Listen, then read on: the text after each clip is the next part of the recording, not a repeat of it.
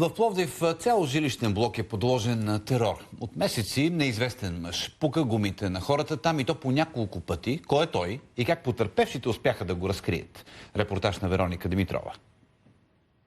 Квартал Кючук, Париж, полунощ. Възрастен мъж пука гумите на автомобил. Без причина.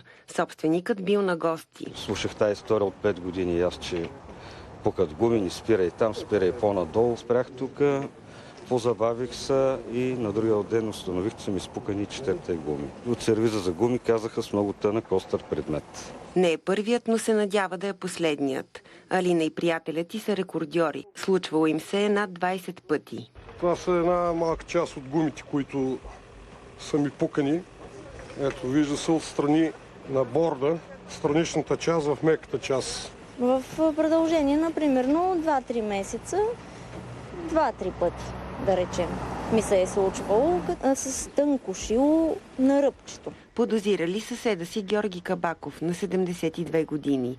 Изловили го с охранителна камера. Специалисти, то се вижда и на записа, че без никакви затруднения не се чуди, знае точно къде да застане, как да се наведе да ги дупни. Никога не съм мислил, нали, че това може това да го направи. Така че и на мен ми се случва да им пукат гумата. И на много други негови съседи. Нямам обяснение. Какъв човек трябва да си, за да станеш през нощта да дупчеш гуми?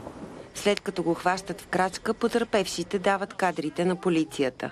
Пенсионерът признал. Казал, че се разкаива. Не успяваме да го открием в дома му. Това, че се е разкаял.